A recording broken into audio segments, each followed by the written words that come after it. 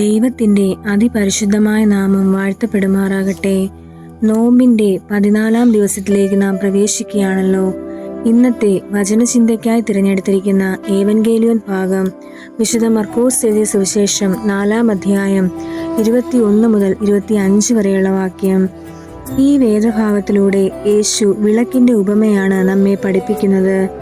വിളക്കിനെ പോലെ മറന്നിരിപ്പാനല്ല, പകരം അനേകർക്ക് വെളിച്ചം പകർന്ന് ജീവിക്കുവാൻ നമുക്ക് സാധിക്കണം. ഈ ഭാഗവുമായി ബന്ധപ്പെടുത്തി 2 ചിന്തകളാണ് ഞാനിവിടെ പങ്കുവയ്ക്കുവാൻ ആഗ്രഹിക്കുന്നത്. ഒന്നാമതായി, യേശുവിൻ്റെ വാക്കുകൾ പങ്കുവയ്ക്കുവാനും മനസ്സിലാക്കുവാനും ഉള്ളതാണെന്ന് അവൻ നമ്മെ ഓർമ്മിപ്പിക്കുന്നു. രണ്ടാമതായി, തൻ്റെ വാക്കുകൾ ശ്രദ്ധാപൂർവം ശ്രവിക്കുവാൻ അവൻ നമ്മെ പഠിപ്പിക്കുന്നു. ഈ ആധുനിക ലോകത്തിൽ ക്രിസ്തുവാകുന്ന ദാനത്തെ മുറുകെ പിടിക്കാനും അവൻ്റെ മൂല്യങ്ങളെ മാതൃകയാക്കാനും നമുക്ക് കഴിയണം.